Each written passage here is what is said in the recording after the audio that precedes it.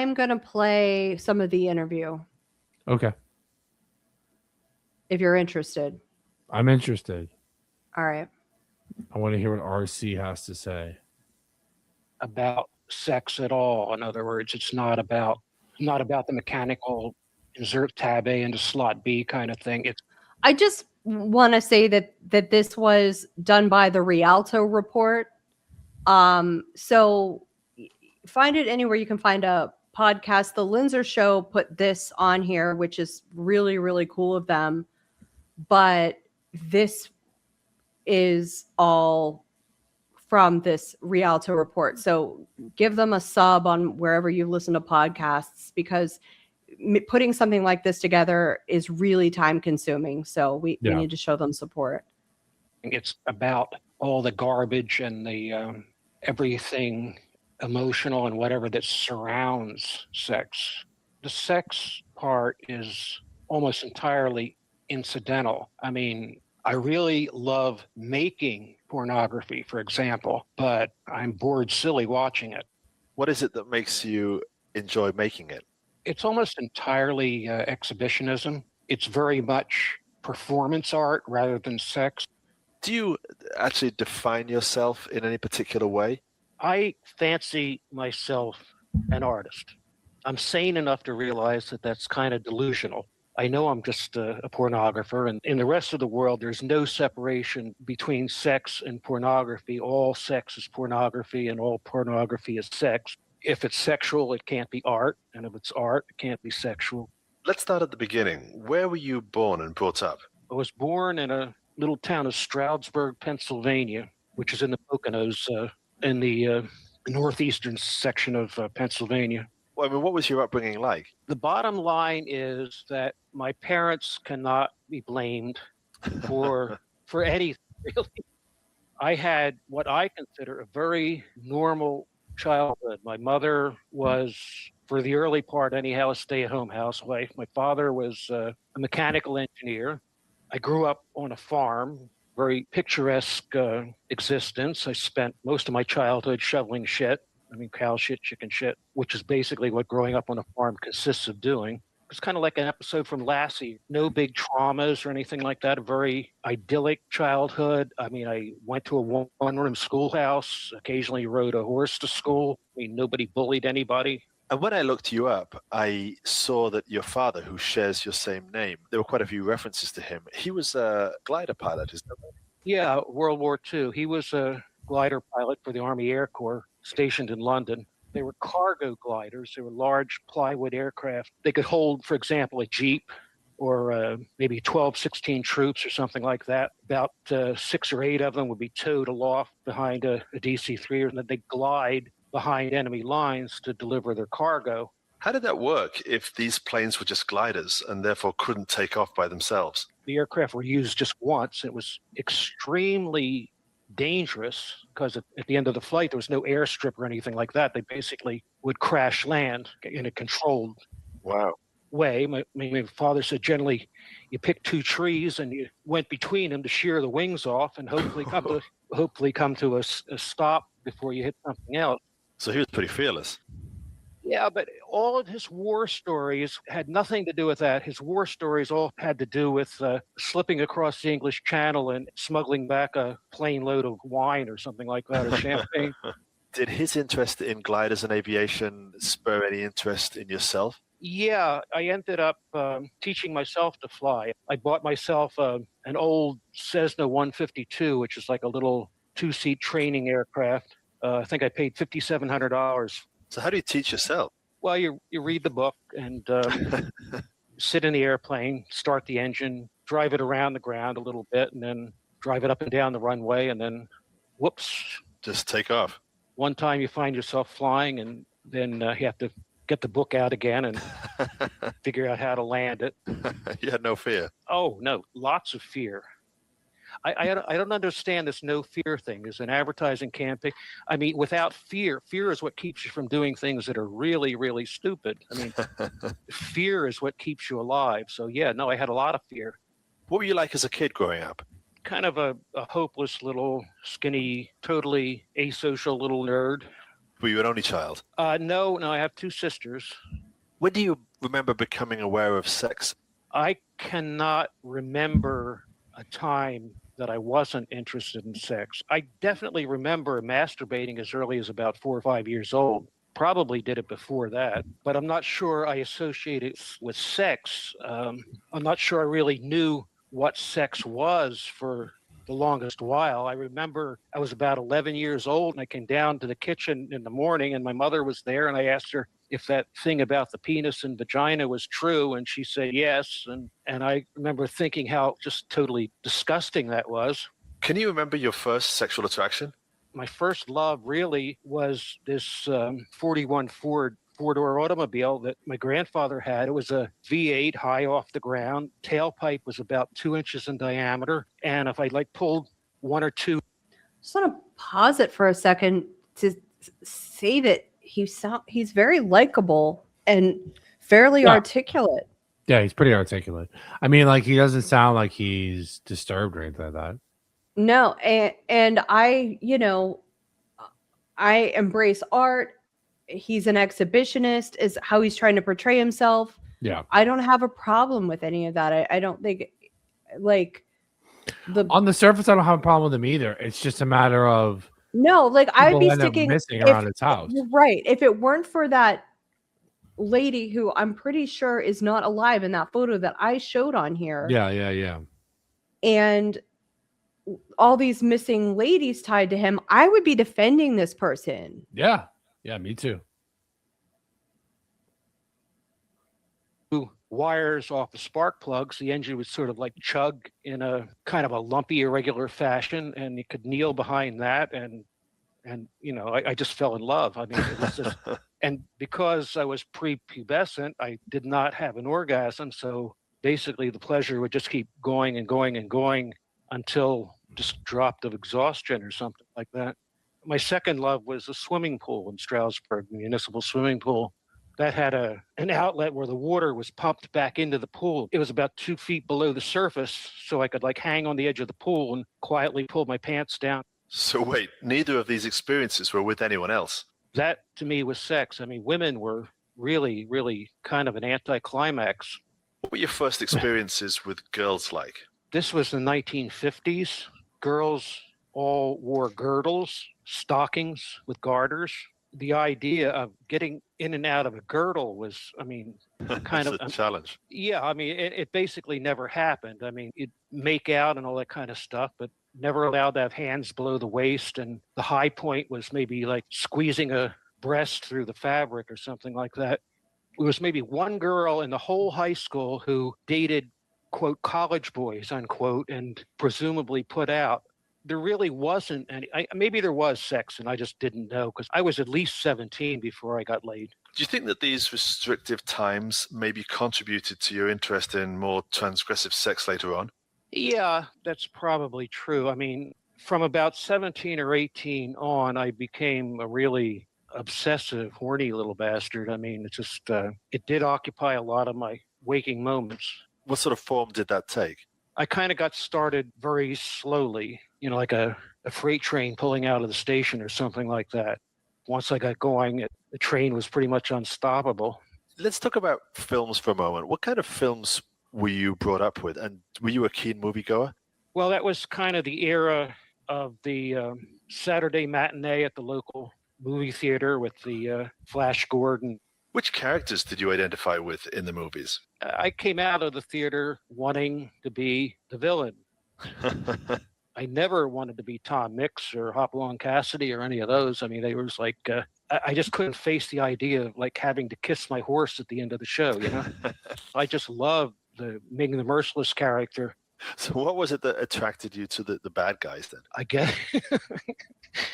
guess I subliminally identified with because I certainly became a villain later in life. Was this because you felt rejected from the mainstream in school? Yeah, but I think I did most of the rejecting. Whatever other kids were interested in, I was just totally did not interest me at all. How were you viewed by others? I would be described as a nonconformist, which was a pejorative term in those days. I never wanted to be like the other kids. In other words, I never wanted to be part of any kind of in-group or anything like that. The group that I did identify with were all the misfits, the homosexuals, the artsy craftsy crowd, and that sort of thing. Were you actually rebellious, do you think, against authority at that stage, or was it just more passive? Oh, no, absolutely rebellious. In the third grade, I refused to stand for a prayer at the beginning of class. I would leave the room. And again, remember, this was the 1950s. Oh boy, what were the consequences of that? There was a big outcry, and I was sent home. And I know my father came back to the school and told the principal that I was entirely within my rights and to back off. My father could be very forceful that way. And after that, I just got up and left the class every morning. It became a regular thing. Yeah, it was just something that, the weird kid's going to stand outside now. And Was there something about you that liked being the weird kid then? oh yeah, I absolutely wanted to be different. Whatever everybody else was doing, I did the opposite. I mean, I grew up in the 60s. Everybody was doing drugs. Everybody was smoking pot. Everybody was drinking. And because everybody else was doing it, I did not drink. I did not do drugs. What did you like doing? Doing anything that was vaguely creative. I mean, I played around with cameras. I don't think I had a very good eye for composition back then. I don't think any of the photographs that I took were in any way memorable, but I became fascinated with techniques and that sort of stuff. I know I had an old 8x10 view camera, used to develop and print my own pictures, that sort of thing. I was very self-contained in that way. Was it an early intention of yours to do something in the film industry from your teen years? Not really. I kind of fell into it. One summer, I think I was about 14 years old, I started hanging out down in Center City, Philadelphia on Sansom Street, a place called Lewis Kellman Studios. And there was a troupe came through town that was making a movie. It was called The Burglar, and they kind of like rented studio facilities. I got to be a gopher. That was with Jane Mansfield and her then husband, Mickey Haggerty, is that right? That's correct, yes. Ah, what do you remember about Jane Mansfield? To me, she seemed kind of nice. Everybody else considered her like a stone bitch, you might say. The guy who owned the studio was an older gentleman, and she played him mercilessly. I mean, just got him to give her gifts, and I think he even gave her a diamond. I don't really have a lot of specifics. The only thing I really remember is that she had really big boobs. After you graduated from high school in 1961, what did you end up doing? Working for an outfit called Wackenhut, which was a brand new company at the time, a security firm staffed by FBI agents and that. And what I did for them, again, I was 21, I bugged telephones and committed burglaries for them. The burglaries were mostly to install electronics or bug telephones or just things like burglarizing a potential client to demonstrate that their security was not up to par. So how would these jobs typically work? I was freelance. They called me in on a job and they briefed me and I'd meet the client. And one of the frequent clients at the time was this Mr. Smith, who was in fact H.L. Hunt, who was at the time with the CIA. This is before Watergate, which means that Wackenhut was a CIA front organization and they were using me to do things that they didn't want to get caught doing, that they could deny. Of course, Howard Hunt would become famous in the 1970s as the person who engineered the Watergate burglaries. Did you have direct contact with him when you were at Wackenhut? I met him all the time. He was the customer. He was the customer who would come in and describe the job. He was introduced to me as the customer. I mean, there were quite a number of different customers. He was one of them. So at the time, he was introduced as this private customer when it later turned out he was a very active CIA agent, which means that at the time, I must have been working for the CIA, although I didn't realize it. So it was kind of a fun James Bond type existence. A lot of fun. I mean, just wow. What made it so much fun? Oh, I got to do like a big job at Fairchild Hiller Aircraft in Hagerstown, Maryland. I basically backed a truck up and stole 30 cabinets of top secret documents. I also stole their company aircraft. How do you do that? Well, that was kind of like a magic trick. I ended up just towing it across the airport from their hangar into another hangar. I hid it in another hangar on the other side of the airport. I didn't actually fly it out. What were some examples of the jobs you did? One was this fellow in Trenton, and I can't for the life of me remember his name, but he was the head of the American Nazi Party, and he wanted his telephones bugged because he thought his employees were stealing from him and doing things behind his back. And apparently my employers, i.e. the CIA at the time, thought, okay, this is a great opportunity. He wants to have his telephones bugged so he can listen to his employees, but while we're bugging his telephones, we'll put another little tap on the line so we can listen to him. What kind of bugging devices were you installing? A lot of technology was invented on the fly. So it was very exciting for me to, first of all, have unlimited resources to play with the technology. And what I thought was immunity and freedom, a license to do whatever the hell I was doing, living this kind of James Bond existence. For a 21-year-old kid, it was a lot of fun. How long did you end up doing this kind of work? I quit, I guess, around 1965 when they passed a law making wiretapping a federal crime. I kind of figured, okay, it wasn't worth it anymore. Consequences of getting caught were too great. Any of those actions today would probably earn a couple of life sentences in prison or something, you know. Did you ever come close to getting caught? Yeah, sure. I was bugging the home of a girlfriend of a Philadelphia politician named Crumlish, and I was in her kitchen. I had the phone apart on the kitchen table, installing what's called an infinity bug in it, and she came home. An awkward moment. She asked me what I was doing. So I said I was from the telephone company. I was fixing her phone and I'd be done in a few minutes. And she said, fine, maybe a cup of coffee. And I finished bugging her phone, put it together and left. What happened to Wackenhut after that? Wackenhut is now a very large company, ironically, in the private prison business. They own and operate a lot of private prisons. At the same time as all this, the Vietnam conflict was taking place. I presume you were called up to serve. Yeah, I got my notice at, I guess I was just turned 18, my 1A draft notice. Immediately started fishing around for deferments. I had a series of occupational deferments. When the occupational deferments ran out, this was probably around 1964, I got married. Very shortly after getting married, the marriage deferments were canceled. I went through the whole bit about trying to become a conscientious objector. I told them that I was a devout coward, for example. I told the recruiting sergeant, who was this grizzled old Welshman named Wetzel, but I told him how much he turned me on. That didn't work. Were your objections political or personal? Absolutely no political motivation at all. All I really cared about was saving my own rear end. Sure. I had friends getting shot, coming home in body bags. I did not believe in the war. I did not believe in the government, just the whole thing. So it was just purely personal reasons. When I say that I was a devout coward, that's probably very close to the truth. So eventually you run out of deferments and you get enlisted. I ended up joining the Pennsylvania National Guard. I had a 6-year commitment. How did you make out?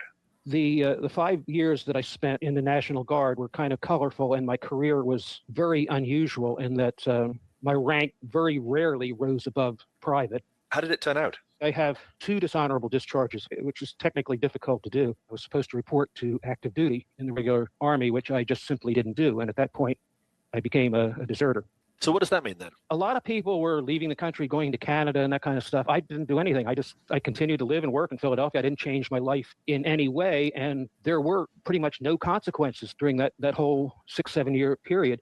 The only problem I ever had once was I was driving to New York and I pulled over at a rest stop on the New Jersey Turnpike to take a nap. And a state trooper tapped on the window, and apparently you're not allowed to rest at rest stops on the New Jersey Turnpike. So he ended up doing a check, found out that I was an Army deserter, and he drove me to Fort Dix, which is only about 10 miles away, and deposited me with the provost marshal there. How does being a deserter for years eventually get resolved? Ended up getting a presidential pardon under Jimmy Carter's amnesty program. Ah, that was back in 1975, I guess, was it? Yep, yes. Interesting. And you were married all this time as well. How did that work out? I got married at 21 to my high school sweetheart. And like most young, she was 19, I was 21. It was a big mistake. It lasted maybe about 5 years. In the late 1960s, you start your career in film and television by getting work in the local studio in Philadelphia. So how did that happen? I started gravitating toward that industry. I was an animation cameraman. They had a huge old Oxbury animation camera there. So I ran the animation department at the studios for a while. I was into special effects. There was all this stuff going on at the time, and everybody there wanted to be the next big director. Everybody wanted to be Orson Welles, but very few people did. How did you pick up the skills necessary for this work? Trial and error, asking people to show me how to do things. At that time, I also started directing small children in TV commercials. The technique I used at the time was to sit next to the camera, interact with the child. You're talking about 2, 3, 4, 5-year-old kids, and play a game where I would say something and then they... This is really interesting. Yeah. He doesn't, I mean, this caption says sociopathic villain, but like... Yeah, that's very hyperbole, right? Like, who? Yeah. First of all, he's not guilty of anything yet. He's not even suspected of anything yet. He can't And it ever be sounds guilty. like He can't ever be found guilty of anything because he's dead. Well, but they could figure out that he was the one that did something and ascribe guilt to him for it. But my point is that it hasn't happened. He's not necessarily a sociopathic villain. We don't know anything about him. He doesn't sound like a sociopath. He sounds like a very articulate person. Yeah, I mean, maybe he'll sound like a sociopath as this goes on. But so far he doesn't. He just sounds like an artist. Yeah. All right. Mimic me. And then I'd say it a little bit differently and they'd mimic me and just keep going that way until I got the line right. The technique kind of worked. A lot of TV commercials back then. How much did you enjoy the work? I enjoyed being around the film industry. I realized that this was actually not the film industry. This was just kind of like little local pocket of activity. It was all a bunch of wannabes. And I kind of came to recognize myself as a wannabe and kind of hated myself for being, I did not want to be a wannabe. I wanted to be the real thing. And did that mean leaving Philly and moving to New York? Yeah. Aside from TV news, the only film operation in Philadelphia at the time was NFL Films. I worked for them off and on, but I pretty much hated football. I was a line cameraman in a couple of games, but I got fired because I was filming the cheerleaders' rear ends instead of the action on the field. So yeah, I had to go to New York. New York was an hour and a half commute, so no big deal. How did you make money in New York? I had a wonderful career as a fashion cosmetic photographer in the early 70s in New York. There couldn't be a better occupation. Photographers then and now were the gateway to the modeling and fashion industry. Any woman who wanted to get an appointment, even to show her portfolio at a modeling agency, had to go through a photographer. She had to have compelling, striking photographs. Why didn't this career take off? I sabotaged it because I could not deal with art directors. When I was fairly young, I'd gotten this job with a technical company, and I was being introduced around to all the people in the department where I was supposed to start working. Along the line, I was introduced to Mr. So-and-so, my superior. That kind of hit me. My what? The idea that someone was my superior. And I turned around and walked out. I just couldn't face doing the job. And that whole industry being one small, close community, I think within 48 hours, every job that I had scheduled was canceled and my career was over. Another way you made That money might be this time mildly was using your skill sociopathic. as a pilot. That was around the early 70s, flying. What? That was mildly sociopathic. What was? He got a job and someone was referred to as his superior, and he got so offended with the idea of someone being his superior that he walked out on the job. I mean, I'm sure he's had a lot of superiors when he was in the military. Maybe, but it's just pointing it out. They did call him a sociopathic villain. That was mildly sociopathic. A lot of people I've heard throughout the course of my life say about working that their goal is to work for themselves. They don't want to have to work for anyone else. And I'm guessing it's for a similar reason. Like they want to have something that's theirs and they don't want to report to someone. And especially if you're like making art, like, if you're the photographer, he wants to be able to be the big shot. So I don't know. Maybe art directors he feels don't do much, and for them to boss him around when they're doing none of the work, like maybe it was too much for him.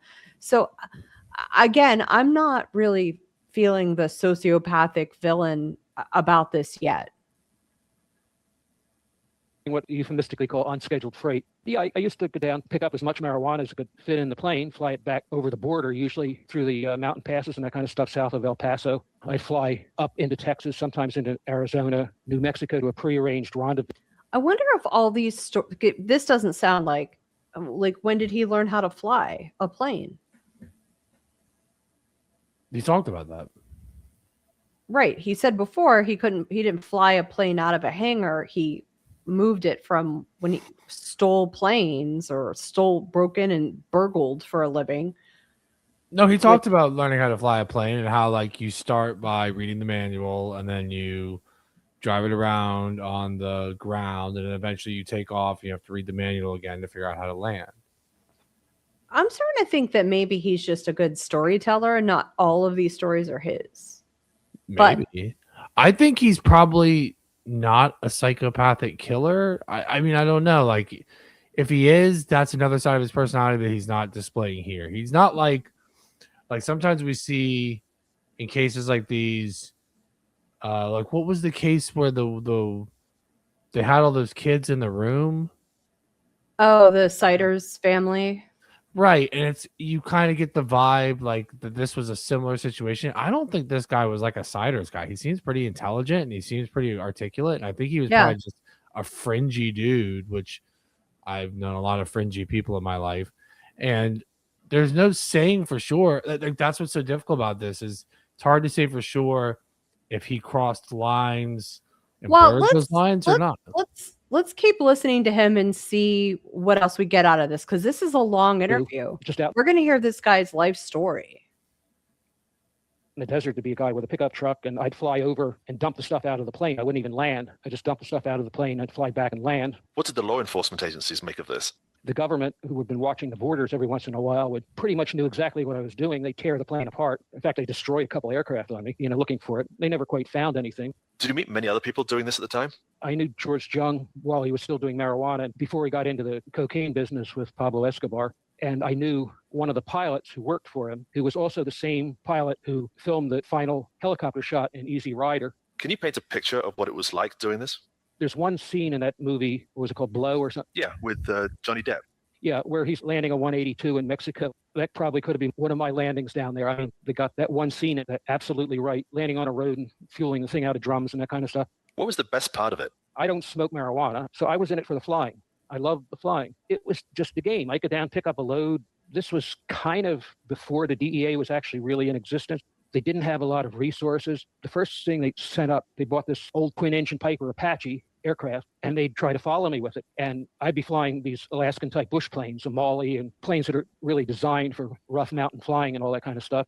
I could slow down to like 40 miles an hour, and this Apache couldn't go slower than about 80 or 90 miles an hour. So they kept having to pass me, and they'd wave. That went on for a while, and they bought themselves a helicopter, and they could pace me in the helicopter, and I'd have to engage in actual aerobatic maneuvers and that sort of thing. Then one day I was flying back, and I look up, and the helicopter's flying beside me, about maybe 50 feet off the wing, really close. They had the door off the helicopter, and there's a guy sitting there with 2 feet on the skid, sitting half in, half out of the helicopter, and he has an M16 in his lap. He's pointing down at the ground like they wanted me to land. And about that time, it just all of a sudden wasn't a game anymore. It wasn't fun.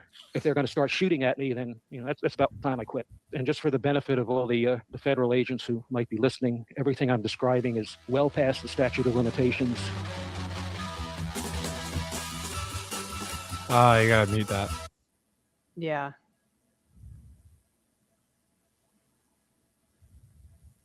All right. What I'm going to do is I don't know when it's going to come back on, so I'm going to remove it until the song's over. What is that? Iggy Pop? Yeah.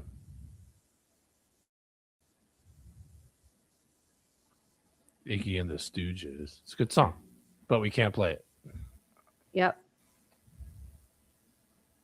TV Workshop, the company that produces Sesame Street, making live action clips, little 2-3 minute live action films for the show. That was a time when everybody was doing stuff for Children's TV Workshop. I mean, it was just the place that was providing employment for everybody. It was the most alive, vibrant operation going at the time. And if you had an idea, they'd give you a couple $100 to do it. From Sesame Street to adult films, what was your first experience on a pornographic film set? It was something that absolutely never crossed my mind. First of all, I didn't have the looks for it. I didn't have the build for it. I didn't have the body for it. I did have the other required physical requisite, but it wasn't something, gee, I'm going to go to New York and become a movie star or something like that. That would have been considered absurd. Anyway, I had a friend who was a sound man, and I was supposed to meet him for a couple of beers, and he was on a job that turned out to be a porn set in an apartment. I believe it was on the East Side. What do you remember about the set that day? God, I have these fragmentary memories about what's going on. This actress walking around completely naked with a raccoon tail hanging out of her rear end and all this activity. I know they had a blimp 35 millimeter Aeroflex camera, which is a huge piece of equipment, and a crew of probably 8-9 people working on the set. Do you remember any of the actors? I do remember specifically that the male actor was Herb Stryker. Who was Harry Weems? Harry was doing a pop shot, and the camera jammed, and he couldn't stop himself, and it was kind of like gone. And this was late in the day. Everybody wanted to pack up and go home. And of course, no matter how studly the actor or anything like that, he was only any male actor is only good for one good pop shot. So I kind of mentioned to my friend that, hey, I could do that. And they kind of looked at me and like, get lost, kid. And you have to remember that at the time, there's a small cadre of male actors who get consistent work. And the reason they get consistent work is that they can get erections and come pretty much on cue, and they can be counted on to perform. And that was especially true back then with 35 millimeter cameras, with film going through the camera at 90 feet a minute. I mean, it's kind of like expensive. So the idea of somebody walking on a set saying, I could do that, is sort of like, I mean, standing around naked with a dozen people watching you, checking their watches and all this kind of stuff and saying, okay, kid, do it, is kind of intimidating. The people that can do it were probably more like myself, and it was the exhibitionism that drove them rather than the sex. In other words, the reason they could get an erection and perform with everybody standing around watching is because that's what they were getting off on. So no one took your offer seriously? The director did not want to risk a roll of film on an unproven talent. So I stood basically in the middle of the room, naked, holding a towel in front of me. And I told him to count backwards from 10, 10, 9, 8, 7, 6. And when he reached 0, I dropped the towel, which hung on kind of an instant erection. That got me the job. So you just stepped up and they rolled the cameras? I went in and did the pop shot. And when I did the pop shot, just about everybody had gone home. It was just me, the director, the cameraman, the female talent was gone. And anyway, it was successful. And a week later, I got another call, and then a call after that. Do you remember receiving a payment for that? I remember very vividly that I was paid $100. And in 1969, $100 was like real money. That would be like over $1,000 today. So there I was, this ugly, nerdy little kid getting paid $100 to have sex with really beautiful women. And life was good. Do you remember the first time you had to act on film? The first acting job I got was, and this was a big stretch, a deranged, mad rapist.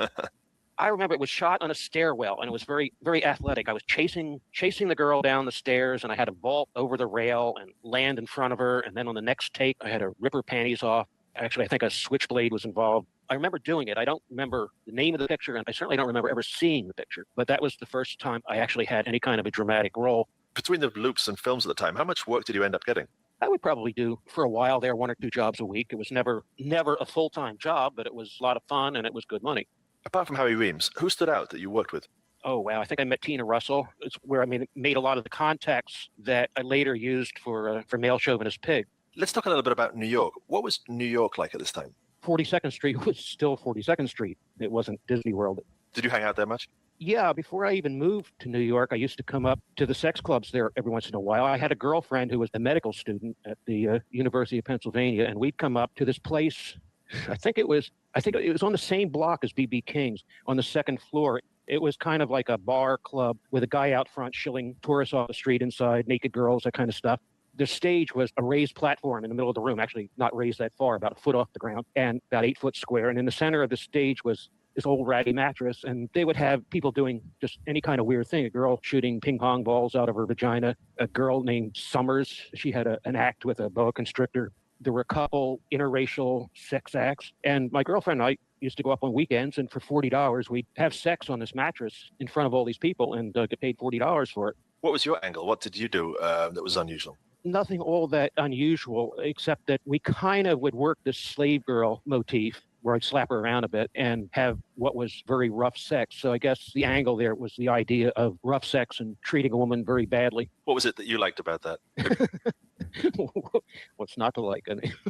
I was always interested in kind of the fringes of sexual activity, especially as to what was acceptable or not. I kind of loved it. The whole atmosphere was exciting, and I used it as an outlet for my own exhibitionism. What do you remember about the Grindhouse theaters in Times Square? There were any number of theaters. I didn't frequent them. I walked past them. I mean, watching movies of people having sex was not anything that I was even vaguely interested in, except once I took a date to one because I was in the film. I had done an insert in the film, and I remember pointing up to the screen with this 8-foot penis on the screen saying, "That's me." And she said, "No, it isn't," and refused to believe me.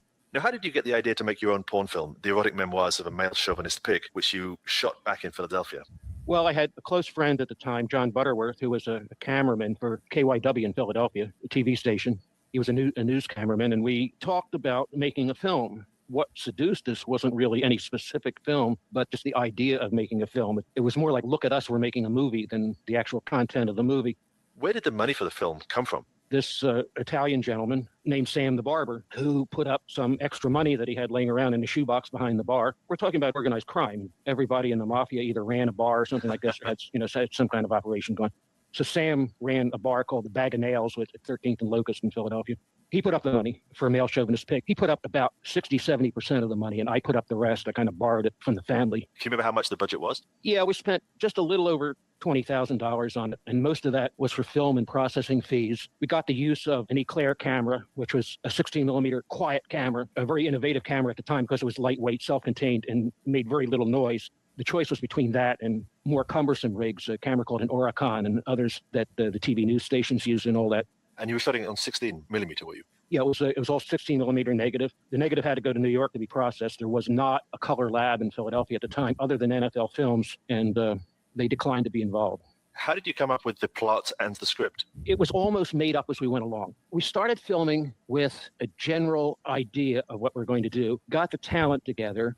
Georgina came into town for 3 days, and she was coming in the next day. We didn't have anything organized except her and the fella playing Barney and his wife, and we had to come up with an idea for the film. And I know we just kind of started shooting, and almost immediately the idea crystallized. I mean, we had the general idea that, okay, this is about a guy between his fourth and fifth marriage, and he was marriage phobic. And then toward the end, we started filming things specifically to tie stuff together. Tina Russell became available, and gee, what can we do with her? There was this very young-looking girl. What could we do with her? And the obvious idea was, okay, she'd be a schoolgirl in a Catholic schoolgirl's uniform. The film contains lots of taboo elements. What do you remember about them? The film contains everything that you can't do. It contains rape, bondage, S&M, sex with an underage girl, urination, Georgina being urinated on and then loving it. In general, it was conceived as kind of a typical love story. What was your intention in pushing all of these buttons? I'm not sure that I had an intention. To me, everything, it just seemed like a neat thing to do at the time. Did you know that you couldn't do many of these things on film? No, nobody told me. And actually, you could back then. It's just that you can't now. You have to remember, this film had its the premiere. The actual premiere was not in New York, but it was in Philadelphia. It was the premiere was at a mainstream theater called the 1812, which was at 1812 Chestnut Street in the center of Philadelphia, a mainstream theater. My girlfriend at the time was the wife of one of the district attorneys in Philadelphia. And this was filmed at her house. At the premiere, all kinds of people from the district attorneys. Are you falling asleep? No. Okay. No, I thought your eyes were closed. Office came. There was even a searchlight outside and everything. What did they think of it? They kind of loved it. I mean, there was no hue and cry of outrage or anything like that. I think the audience was sophisticated enough for that opening that they accepted it as a comedy. Later, when Sam Lake started distributing the film and it went around on the porn circuit, it was not accepted as a comedy. The audience wanted to go in and jerk off, which again was parodied in the film. The scene where Barney is in the theater, and a totally empty theater, where the pervert comes in, wanders in, sits down in a seat adjacent to him, starts masturbating under a newspaper. Meanwhile, Barney is looking up at the screen, which you don't see. It's only on the soundtrack, and there's his girlfriend performing unnatural acts. The soundtrack had just about every animal in the jungle in it, including the MGM lion. So, I mean, there was that scene which was parodying adult movie theaters. And the people going to adult movie theaters probably were not interested in humor. I mean, we kind of like went through everything we could lampoon and put it in the film. It was never accepted as a porn film. It was never really accepted as a comedy. It was always like something in the middle. And the fact that over the years it's gained an audience is something that kind of actually amazes me. Some of the scenes seem to be shot on location, like the scene in the hospital. How did that come about? The emergency room where we shot was actually the emergency room at the University of Pennsylvania Hospital on a Sunday evening. So did you get permission, or it was just literally shot? We got permission to film a little scene from a student film. Other than that, they didn't have a clue what we were doing. Was there a reaction from family or friends to the fact that you had made this film? Well, it was never mentioned to my family. My sister was thoroughly embarrassed by it. Even though she'd appeared in it? Yeah, well, she was kind of conned into it. She didn't know what she was doing. I mean, she was not told what she was doing. She was not. Right. Maybe I still am often duplicitous in that area, and that when I want to do something, I'll tell people whatever I think they want to hear in order to achieve my ends. I'm often unscrupulous in that respect. Any regrets? No. Yeah, right there. That's a bit sociopathic. Yeah. Okay. Oh, no, of course not. The end justifies the means. Absolutely. Can you think of any other examples where you've done that? Oh, boy, it's hard to think of an example where I didn't. I'm being a little silly because my relationships with models and actresses and collaborators was really built on trust. That said, I have this nature where I sometimes violate that trust. I've done that on a number of occasions where I've taken some images and where I figured the picture was so compelling that I figured the artistic content trumped whatever promises I might have made. I usually explain myself away or rationalize myself away by using the old Hindu story about the lady and the snakes. What's that? A woman befriends a snake, takes it in, nurses it back to health, and then when the snake is healthy again, it bites the woman and kills her. And in her dying breath, she asks why, and the snake replies, "Because I'm a snake." How did you come to sell the film? Well, we made the film without any thought whatsoever concerning distribution. In other words, we just forged blindly ahead and assumed that that would happen.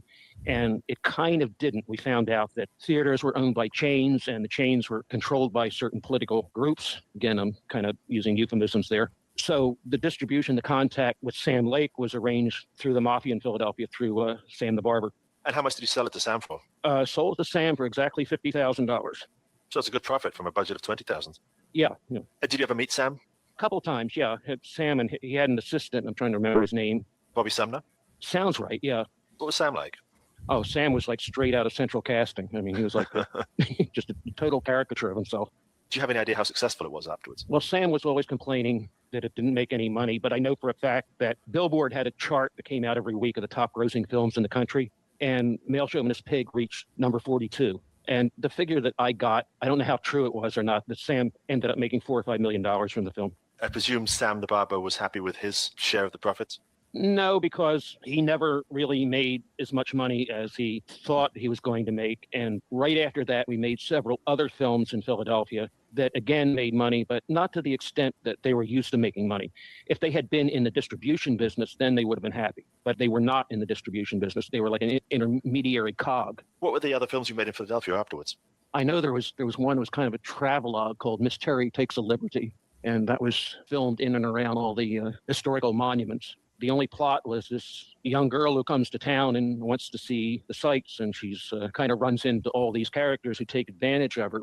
The plot for that was lifted just about directly from Terry Southern's Candy, which he lifted from Candide. So, what did you do with your share of the profits? I took the money I made from erotic memoirs and a couple of the other films, and I made this unfortunate Black Mass film. Kind of lost all the money, made it, lost it, and ended up back at ground zero and slipped into a really deep. Black Mass is the film It's for on the Bay film. Yeah. Depression, which really just kind of closed that era of my life. What was that film called, by the way? It was called Black Mass. And was that an adult film as well? It was a literal Catholic Black Mass in Latin. That you just filmed from start to finish? It was done cinematically, scene to scene. Sure. A literal Black Mass in Latin. And strangely, not many of the film-going audience at the time spoke fluid Latin, and the film kind of bombed. It actually came out in the cinemas, though, did it? Yeah, it had one screening, and then the Catholic Archdiocese in Philadelphia actually had the whole run of the film canceled. They had quite a bit of clout back then, but I still have the film rights to Anton LaVey's Satanic Bible. I purchased the film rights to that for, I think, $150. The choice of filming a Black Mass seems strange. What was the attraction to you of that? Something to do that was contrary. I mean, something to get me in trouble. Something to get me into trouble, yeah. You mentioned suffering from depression after this. Yeah, really, really deep depression that lasted for about a year. I was editing a pen. In the cinemas, though, did it? Yeah, it had one screening, and then the Catholic Archdiocese in Philadelphia actually had the whole run of the film canceled. They had quite a bit of clout back then, but I still have the film rights to Anton LaVey's Satanic Bible. I purchased the film rights to that for, I think, Why did that $150. skip? I don't know. Little auction houses, Christie's, Sotheby's, a place called Freeman Fine Arts here in Philadelphia. I would never represent them as a Picasso etching. I would kind of take them to the auction house and say, look, I found these up in my grandmother's attic or something like that. What do you think? And they were the ones who authenticated them and declared them to be genuine and sold them. I'm not sure that would have been much of a legal defense or anything like that, but they were all sold through legitimate auction houses. And I presume that when it's been sold once, everyone loses interest in having to prove its authenticity. The whole art forgery thing has a dynamic in that once a forgery is on the market and sold as genuine, it's in absolutely no one's interest to declare it a fraud. Sure. The person who bought it would lose their money. The auction house, the expert who authenticated it would lose their reputation. So once something is declared genuine, it's going to be genuine. And what kind of volumes of forged etchings did you produce? Not a whole lot of volume. The etchings were back then were fairly valuable. What happened since I did that was, first of all, Picasso died, and he left just steamer trunks full of unsigned etchings. And his family started signing them with a rubber stamp and flooded the market, which took away the value. Yeah, it just completely took away the value. The market was just completely destroyed by the family's greed. In terms of the banknotes, how would you get these into circulation? Would you use them yourself, for example, to buy things? I never really thought that far ahead. I mean, my whole focus was on the technical part. Cash registers at the time had these ultraviolet lights, and stuff printed on ordinary paper would fluoresce under the ultraviolet light, and U.S. currency wouldn't. So I had to cross the technical hurdle of making sure that the bills did not fluoresce, just like the genuine ones.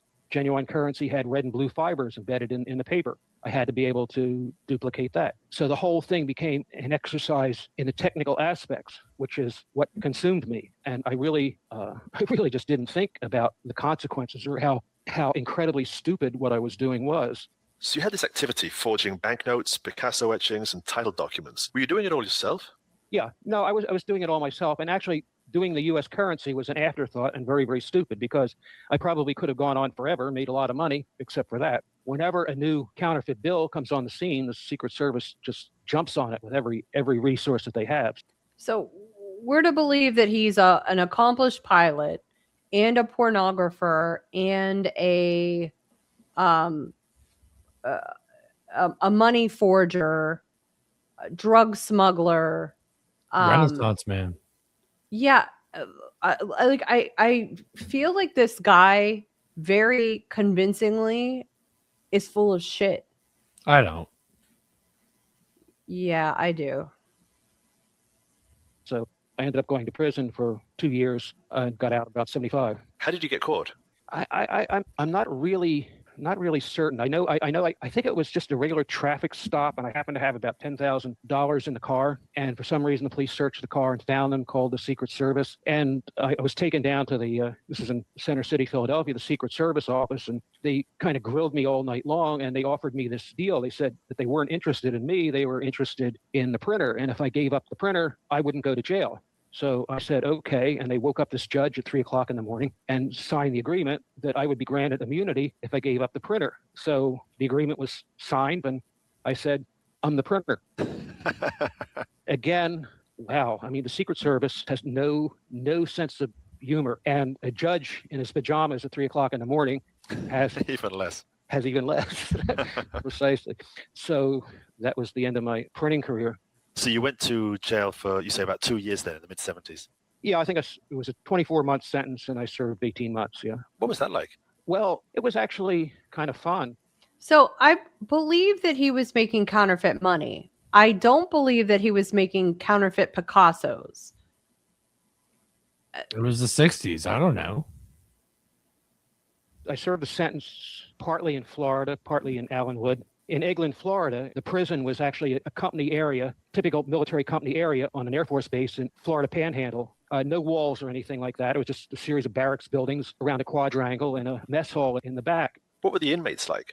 A pretty colorful lot. I mean, people who had been caught with tramp steamers full of marijuana, 10, 12 tons of marijuana on a tramp steamer, serving just a couple years for it. And the prisoners, you might say, sitting around at night, smoking joints as big as cigars, just like sugar bowls full of pure cocaine.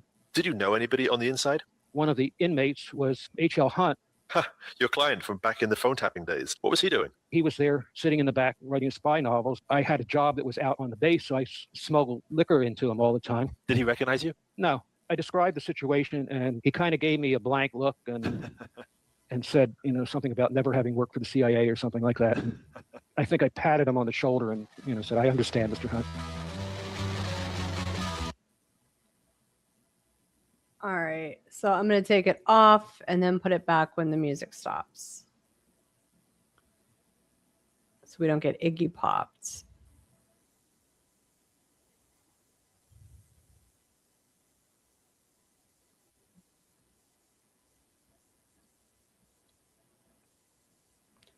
All right. So now he's talking about getting out of jail.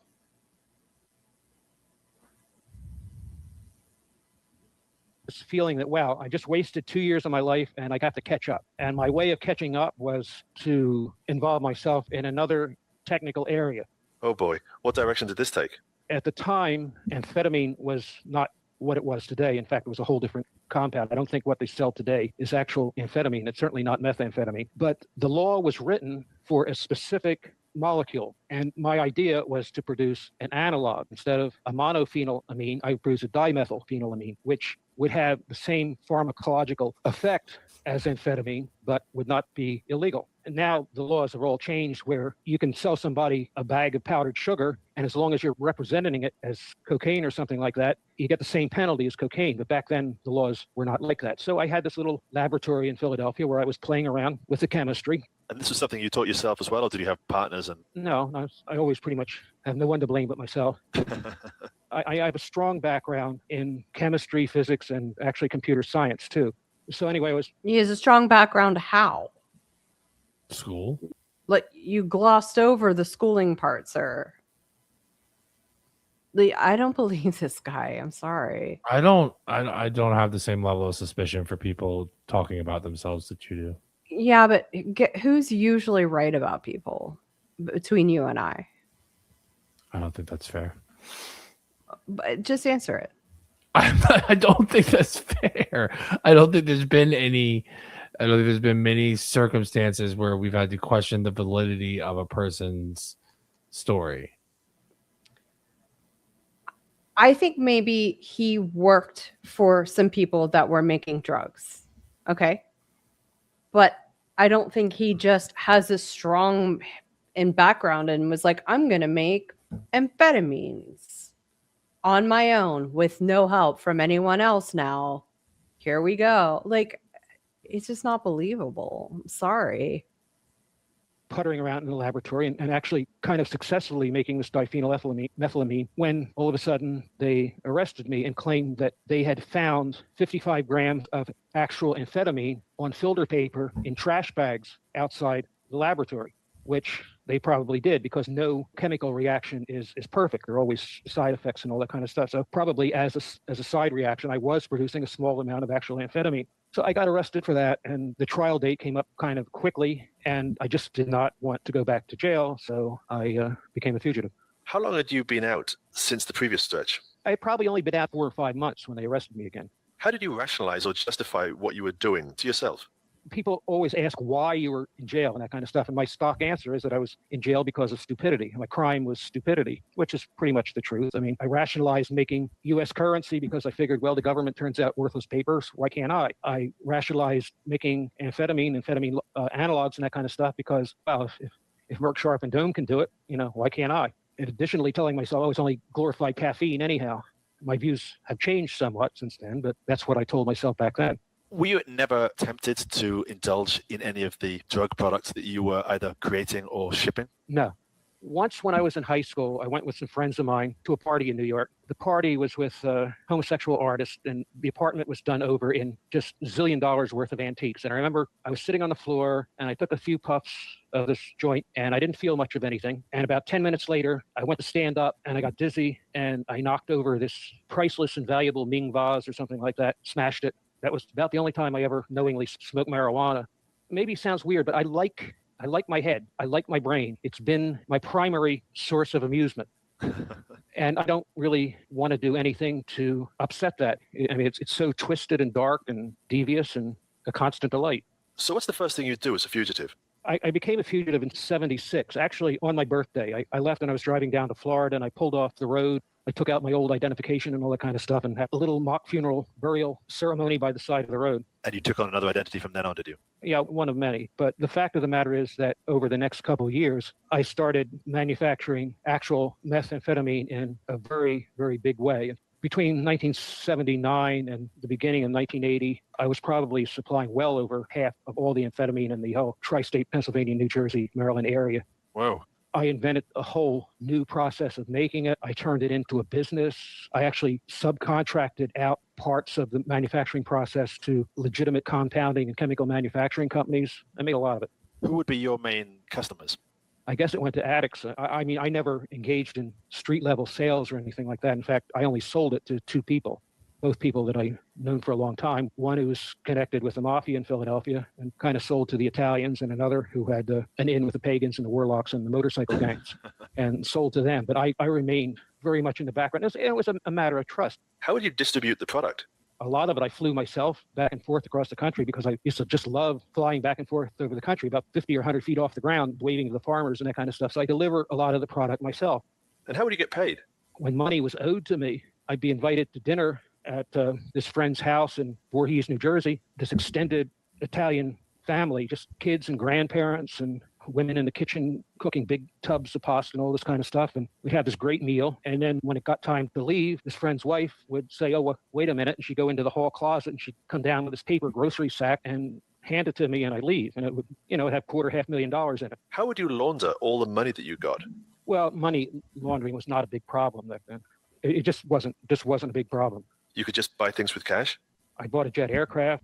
For Christmas time, used to make these paper chains. You make them out of strips of paper. Yeah. And they're folded up. Well, we make these chains to hang around the room out of $100 bills. And little under the tree, there'd be this little Christmas village where stacks of Kruger ants would be the columns and gold bars would be the roofs on these little buildings for the tunnels for the train to go in and out of and that kind of stuff.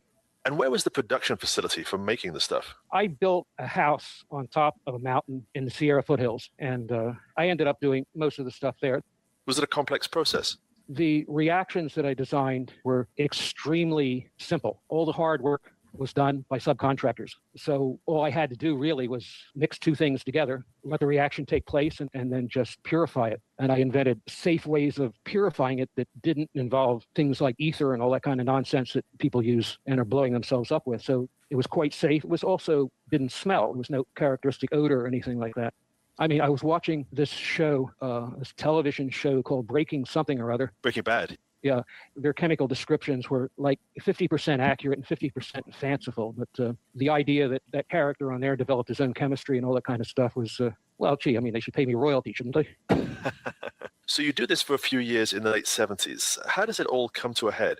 The fellow that I dealt with the motorcycle gangs, was a bit of a wild man. He, for example, used to commit armed robberies just for the thrill of, not to steal anything, but just for the thrill of committing armed robberies. I mean, he was just a total, I'm not sure he was psychotic. He was definitely sociopathic. I mean, I describe myself as a total sociopath, and I've had psychotic episodes. Anyway, he got himself killed in a shootout. So that half of the business kind of went down the tubes because I didn't really feel like going in and dealing with the motorcycle gangs myself. And then on the other side, my Italian friend had started using the product himself, and he became increasingly unreliable. And business was taken care of by his wife, who was very good at keeping everything together. But then she just died very quickly of lung cancer at the age of 32. Anyhow, the business just drizzled out. I kind of got this feeling that, okay, you know, I had a run, almost 2 years, made quite a few $1 million, and time to do something else. What do you decide? Because you're still a fugitive. Yeah, I was living in California, again, a house on top of a mountain in the foothills, and I had the FBI would make periodic sweeps trying to find me. I mean, I was never on their top 10 list or anything like that, but what they do was, for example, once a year, they get all of my father's phone records, and they go through them, and they track down every long-distance call in and out to determine whether or not one of the calls was to me or from me or something like that, which it never was, even though I was in pretty good contact with my father the whole time. How do you find that out? At the time, there was a rule that 90 days after having done something like that, there was a legal obligation for the FBI to notify my father that, yes, you know, they had harvested his phone records and all that. I kind of had a handle on when they were doing a sweep, when they were looking for me. And I also had a couple other sources, not exactly from within the FBI itself, but along the edges, who would clue me in as to where they were in their investigation and how close they were to trying to find me. And the indications were about, again, at the end of 1979, they were getting close. They had figured I was on the West Coast, and it was probably only a matter of time before they found the house. So I established a new identity, which was difficult, easier then than it is now. It's almost impossible now. And my wife and I moved to New Zealand. At what stage did you get married for a second time? I guess we had been together for 5 or 6 years or something like that. We got married specifically because we needed a marriage license to get into New Zealand. How did you choose New Zealand? Well, I had written a book. This was 1977, 78, during the height of the second gasoline crisis. It was a book on alcohol fuel production. And I sold the book mail order through ads in Popular Science and Popular Mechanics and made quite a bit of money. Well, New Zealand is a very big dairy country. As part of the dairy industry, they have a very big cheese making industry. And a byproduct of cheese making is whey, the liquid residue from cheese making, which contains lactose, which is essentially a pollutant. It doesn't break down very easily biologically. So the idea was that I would go to New Zealand, build a distillery to process the lactose and the cheese whey, kind of sugar, into alcohol, which is what I did. So how long were you hiding out in New Zealand? Just about exactly 4 years. Left New Zealand in 1984. During the 4 years that you were in New Zealand, did you ever manage to make it back to the US despite being an international fugitive? Yeah, I made several trips back to the US. And that was all on forged papers, I guess. Yeah. What made you leave New Zealand? I left New Zealand because ran into a snag, and I was very, very, very close to being caught. I had to leave New Zealand without a pass. I had to travel internationally without a passport, which even back then was not easy to do. And how did you know that you'd been found out? I was coming back through customs, and they took my passport to examine it and didn't give it back. So what do you do at that stage? I made arrangements to very quickly leave the country. I figured I had about 3 or 4 days before the proverbial shit hit the fan. I got my son and my wife out of the country. They were able to travel under passports. And then I got myself out kind of by the skin of my teeth. What happened to the distillery that you had? I owned at the time 80%. So I signed over my 80%. So I never realized any of the profits or anything. So what do you decide to do when you get back to the US? Now it's the mid-1980s. Came back to the U.S. and settled in Orlando, Florida. I started a computer business. I programmed a number of computer games. The only idea was that I figured I would turn myself in and serve my time and get past this whole thing, because my son was 3 years old at the time. He was missing seeing his grandparents. His grandparents were missing seeing him. It's just not a good situation. So I thought I would just go to prison for a little bit and resolve it. So I set up these businesses, which I thought would provide my wife and son with a little bit of income while I was in jail. How does one go about turning themselves into the authorities? I made arrangements with a lawyer in Philadelphia to turn myself in. This was on a Monday. And at 4 a.m. that morning, the FBI came and arrested me in Orlando, which kind of killed my any chance of getting brownie points for turning myself in. I still don't quite know how that happened, but there was apparently some kind of a leak somewhere. So they actually arrested you then for the outstanding warrant back in the 70s? Yes. Ouch. So what were the consequences of that then? A 4-year prison sentence. How much did you serve? I guess at the time about 33 months. Right. Okay. So almost 3 years then. What was prison like the second time around? The first time around, there was a total of 23,000 federal prisoners in the U.S. Now there is 12 or 13 times that amount. Wow. So back then it was prison is prison. I mean, it's not like you're in some sort of South American hellhole or something like that. And federal prisons tend to be fairly civilized. You just kind of establish an existence and get through it. It's always harder on families and people on the outside because they have to fend for themselves. Yeah. How did your wife fare with the computer businesses you'd set up? No, they kind of they all failed. That did not work out the way it was planned. But her family and my family got together and we got through it. What was the reaction of your parents to being on the run? Because you said earlier you'd managed to stay in touch with your father, for instance. My relationship with my father was that we never, ever agreed about anything politically, especially World War II and the Vietnam War and all that kind of stuff. But on the other side of the coin, it was always absolutely, totally apparent that he loved me and I loved him, and he always did everything he could to support me. I mean, when I was a kid and got into trouble, he would always stand up for me and pretty much get me out of whatever trouble I was in with the authorities or anything like that. But then when we got home, he'd invoke his own punishment, which a lot of times make me wish that he hadn't. I don't know if that makes any sense at all, but he was just fiercely protected. If anybody's going to discipline his son, it was going to be him. Was it physical punishment in those days? I mean, every once in a while, he would threaten to do this stylized thing where, go out in the orchard and cut yourself a birch and go wait for me. And he was always stylized about it. He'd say, go wait in the barn. And I remember he came out to the barn and I was sitting there sharpening an axe. I had the axe on my lap and a sharpening stone, and I was sharpening it. And he stood at the doorway, looked at me, and I looked up at him. And I said, Dad, I think I'm a little too old for this kind of punishment. And he... Are you still there, Chris? Yes. Oh, okay. Nodded his head in agreement and said, okay, you're grounded for 6 months, which made me say, oh, no, come, please come beat the shit out of me. Because we lived in the country, and without a car, being a teenager without a car was like, no punishment could possibly be worse than that. What was the effect of being a fugitive on your wife and you? In general, I loved being a fugitive. It was just one big game after another. It was just totally exciting. I mean, it's kind of like, who am I going to be today? I walk into a bank and I'd freeze. I'd have to think, who the hell am I today? And I just loved it. It was the opposite of her. She was all the 8 years that we were fugitives, she's the one who kept it all together. She was the practical one. She was the one who kept me from making big mistakes. She was the one who kind of the sea anchor. After it was all over and I served my jail time, I gotten out of jail. We were living in Northeast Philadelphia. I had gotten a good job as the IT director of a large company. It was making good money. Everything was great. She started using prescription painkillers and that, and ended up killing herself. Oh. So it's like all the while things were bad, she held it together. Then when things were good, she fell apart. What was the effect of her passing on you? Oh, it's complicated. I mean, my son was 7 at the time. He was in the room when she died. He didn't realize what had happened. My basic fundamental reaction was and is anger. Yeah. Because, she kind of bailed out, left me with a kid to raise by myself. And it's a whole bag of emotions there. Did you miss the steadying influence that she had in the early days? I don't know.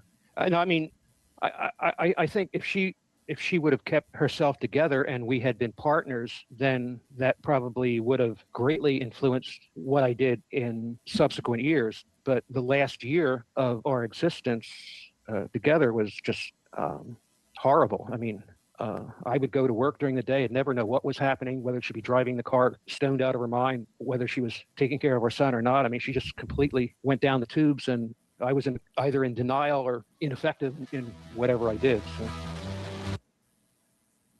All right. Iggy Pop's coming back on. Let me remove it. Get through Iggy.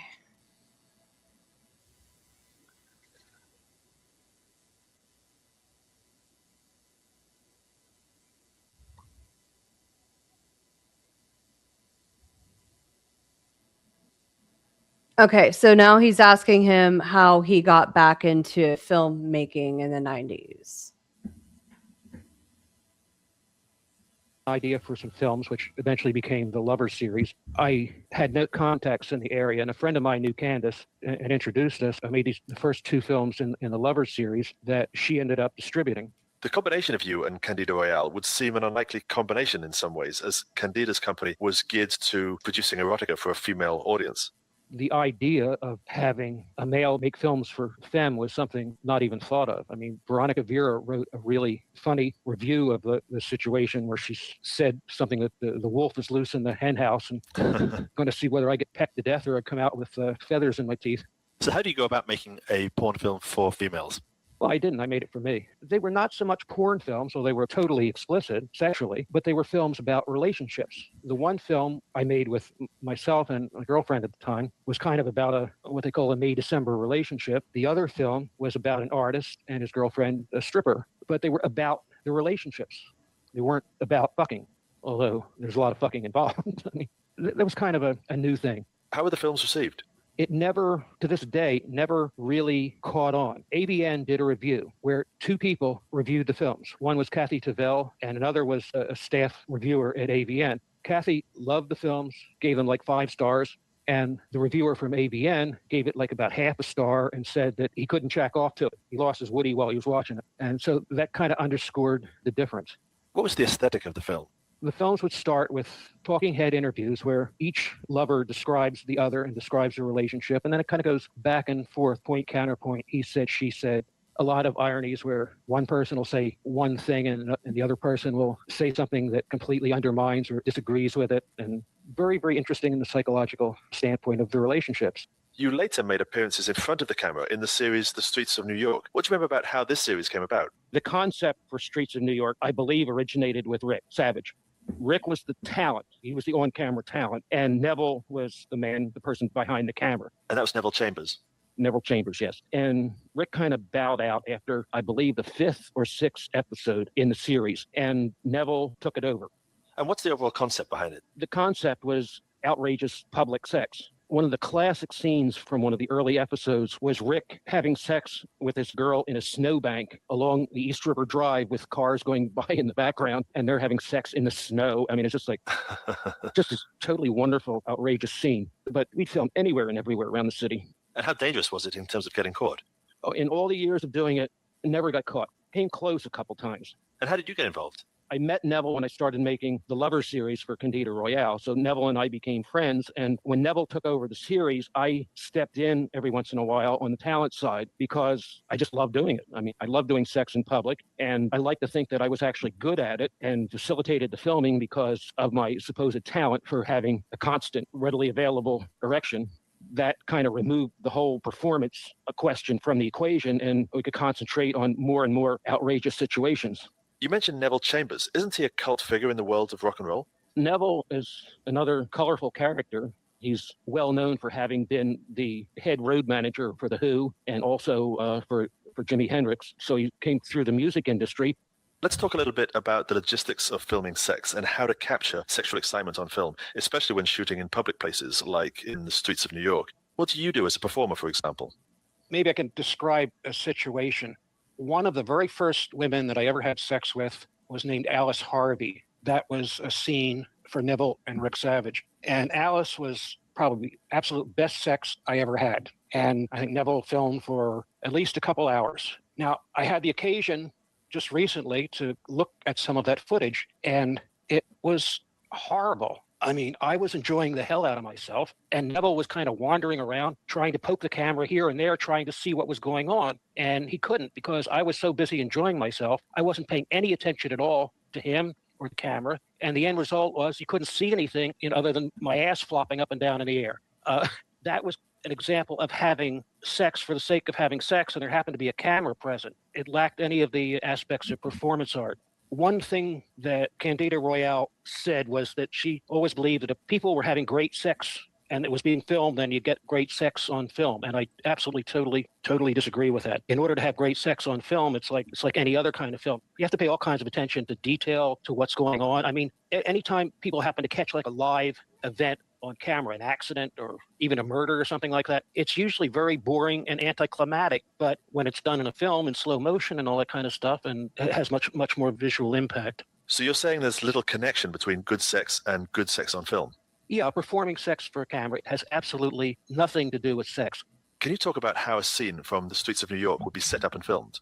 We go out filming, look for a suitable location, something usually with people around, but with a place where you could get camera angles that sort of showed people in the background, but they couldn't really see and things like that. Neville would be nearby with the camera, usually working from a little bit of a distance. There'd be a spotter looking up and down the street for the police, and then you'd have to perform on camera. And to perform on camera, you'd have to have an erection to begin with. You have to be able to watch Neville or the camera at one corner of your eye, make sure that the action is visible, that the angles work, that there's enough light on the scene. In other words, that what you're doing can be captured. You have to keep your other eye totally aware for any impending trouble, like somebody looking through a window calling the police or something like that, or one eye standing on guard duty. And then on top of that, you have to actually kind of perform according to some kind of contextual situation. You have to come up with the performance art part of it. So it's like this whole circus going on, and the sex is really almost superfluous, even though that's the point of the whole thing. How enjoyable was it then? It was fun. It was exciting. It was fun. And the most important thing is to get in, get it done quickly, and get out before you got arrested. So the last thing you could ever do is stand around, waiting for wood or waiting to get a hard on or anything like that. Having said that, you were, I guess, in your early 50s when you started appearing on streets of New York? Yeah, I performed in that into my 60s at least, yeah. The last professional film I made was a music video with Audrey Hollander in 2005, which I guess I would have been, 62 then. And how does it feel to be older, but still working in the sex film industry? Oh, there she is. It becomes a bit of a frustration. I mean, boy, I walk down the street and I see all these absolutely breathtakingly gorgeous, lovely women who are no longer accessible to me, totally off limits now. That's something that's very difficult to get used to, because if I stay away from mirrors, I can easily convince myself that I'm still 18. In 2006, you made a notorious film called Snuff. What are your memories of that? My friend Lorelei, who was in the film with me, kind of got the idea of doing an experimental real-time film. I think there might have been something in the news about a serial killer who had filmed himself and that kind of stuff that gave a kernel of the idea. But we got together and made the film in one afternoon, pretty much in real time, just the two of us, no crew or anything like that. Did it exactly as though I were the serial killer and she was the victim. I would be filming her. So it's very much an experimental film, but it's also a chillingly realistic horror film. Her performance in it as a victim was completely flawless and believable. And I, of course, was kind of a natural as a perverted serial killer. It wasn't much of a stretch at all.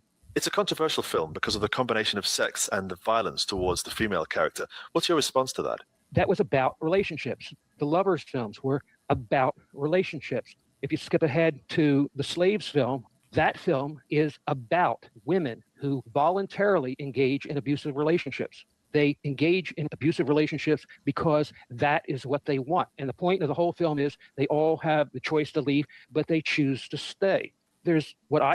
So Slaves is the film. Oh, no, that's not the film with the... Let me see which one that is. That is the one he's... deleted scenes. Hold on, I'm trying to see who's in this. It doesn't say who the female in this movie is.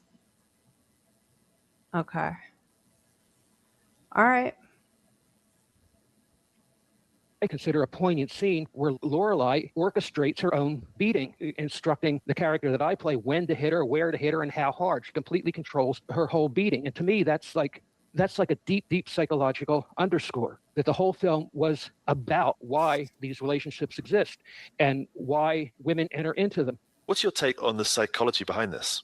I have maybe an hour and a half interview with Amy, the girl who plays Zyla, and she's sitting on the bed and explaining why she constantly dates men who treat her badly. And the bottom line of what she's saying is that, look, I know that I'm a piece of shit. So if I date a nice guy who treats me well, tells me what a great human being and that kind of stuff I am, Amy's one of the missing women. Really? Yeah. I know he's lying. I know that he doesn't love me because he doesn't even see who I am. Meanwhile, if I date a guy who treats me badly, at least he knows who I am. That is about the reasons behind it. Okay, the sex and slaves is really nasty, but the film still is not about the sex.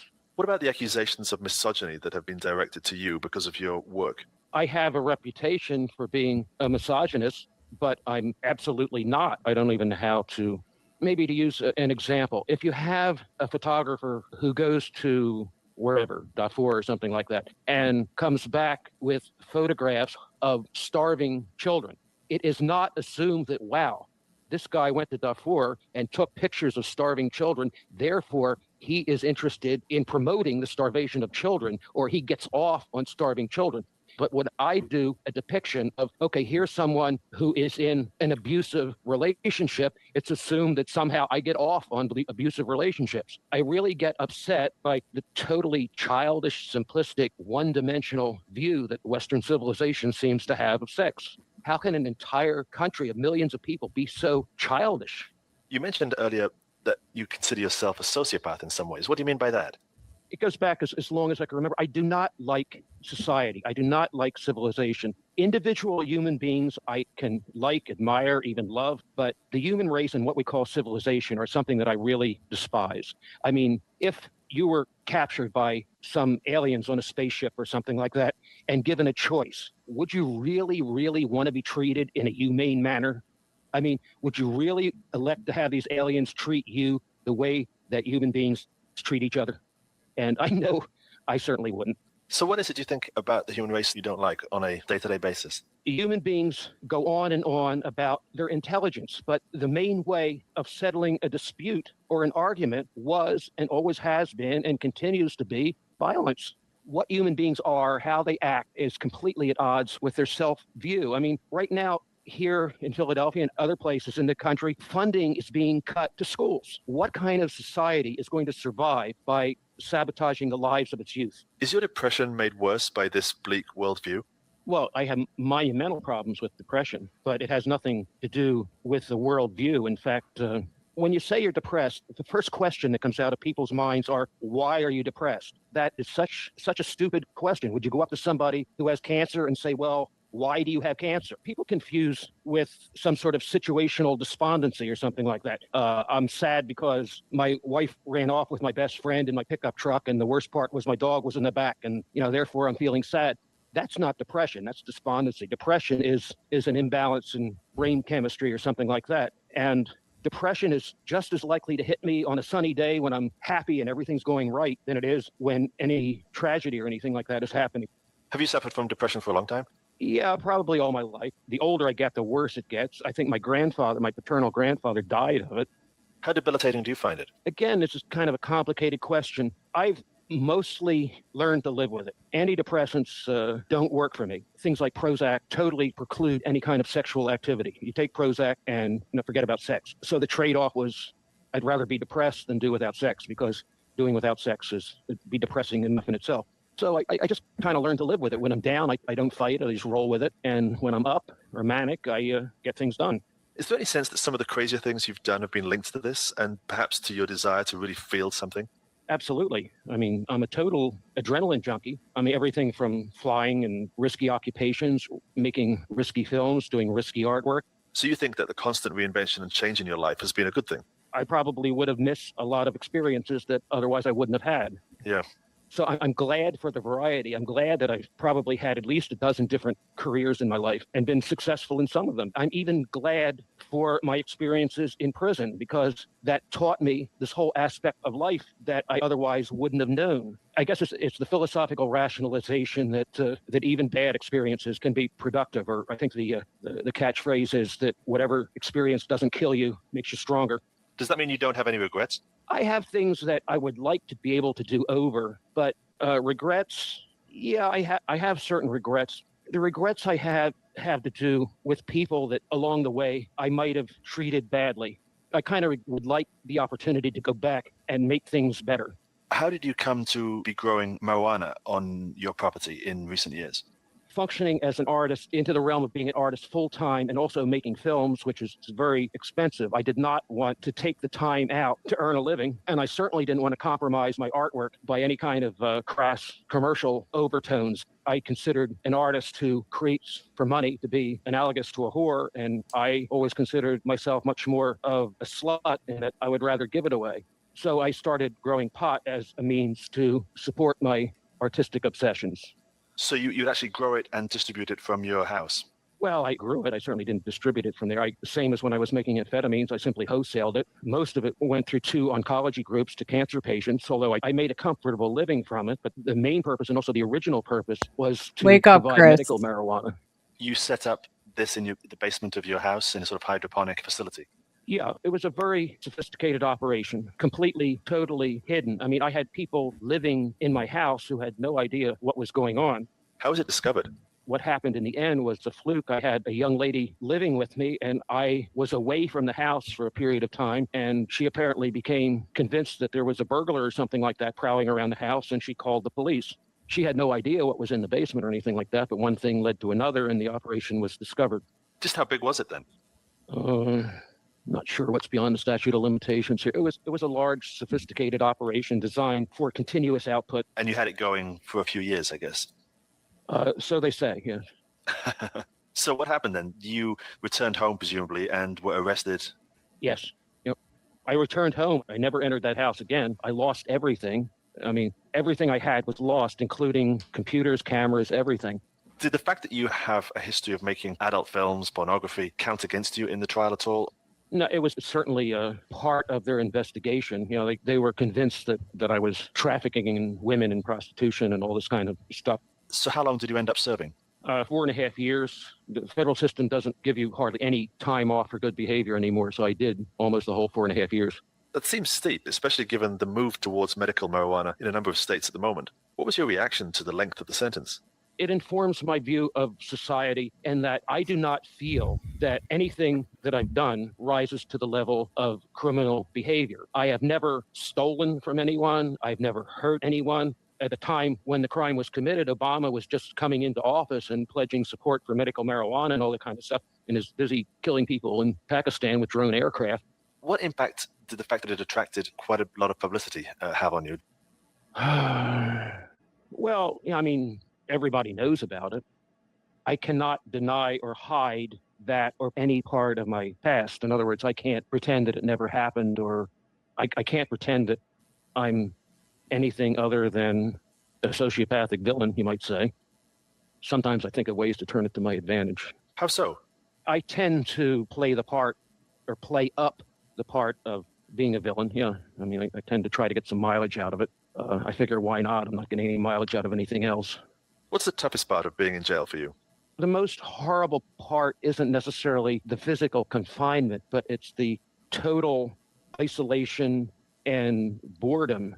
There's no way to pursue any kind of artistic endeavors in prison except for writing, which I did. I wrote 4 or 5 books in prison, which I published recently. What has your writing been about? One of the big problems, I guess, was a book that I wrote with one of my ex-wives. The book was her memoir of when she was growing up. And when she was growing up, she became sexually active. At 14, she was working as a stripper, and the book is about her sexuality. And apparently, you're not allowed to write about, even if it's your own sexuality, you can't write about it if you're under 18. So it's about her pubescent sexuality, and that was banned for content because you're not allowed to talk about it. When you were arrested for the pot growing business, I lost contact with you and remember reading subsequently that you'd been arrested for supposedly luring an underage girl into your car. What was behind that story? That was like a very, very weird situation. I'm driving down a crowded street on a Friday evening in rush hour, and there's this kid coming out from between 2 parked cars. So I stop, motion to them to cross in front of me, and at the same time, somebody from the curb calls to the kid, and the kid goes back to the sidewalk, and I drive on. 2 hours later, I'm passing back through the same section of town, and I get arrested and charged with, quote, trying to lure a child into my car. I mean, it's just a totally weird, fabricated thing. It eventually came out that, and this was a 9-year-old girl, was not allowed to cross the street, and she had crossed the street to go to a 7-Eleven and this whole thing was a story that was made up and augmented by her mother because she didn't want to get into trouble. And eventually the charges were dropped, expunged, and I was exonerated. But there is a record of the arrest on one page, and then on the next page down, the disposition where the charges were dropped. But apparently this one newspaper writer only read the first page and put that in an article, which has caused all sorts of problems ever since whenever it surfaces. That kind of accusation can be really difficult to shake. I mean, without even looking up official records or anything like that, it's very easy to determine that it's not true because all you have to do is go to the state sex offender list and you won't find my name there. So, Okay, I'm almost afraid to ask, but what have you got planned next in life? good question. I mean, the problem is that my life has been one big unfocused ramble, and I have no idea what's coming next. I'm trying to court a gallery to exhibit my photographs. I'm trying to establish myself as an artist, which isn't going to happen. And why do you think it's not going to happen? Art galleries are in business largely to make money. They sell pictures, and very few people are going to take a photograph of a wasted, emaciated heroin junkie and hang it over their sofa.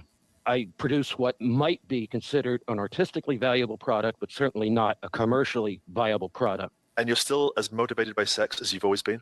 Despite the fact that I'm 70 years old, I'm still horny as hell. The problem is I have no fantasies left. I can't think of anything that I haven't done in a sexual sense. So there's really nothing left to excite me, except perhaps for the one thing that I've never really gotten around to doing in a sexual sense, which is what they call making love. The ultimate taboo. Well, I know all about sex, but I know nothing about making love. That must feel strange.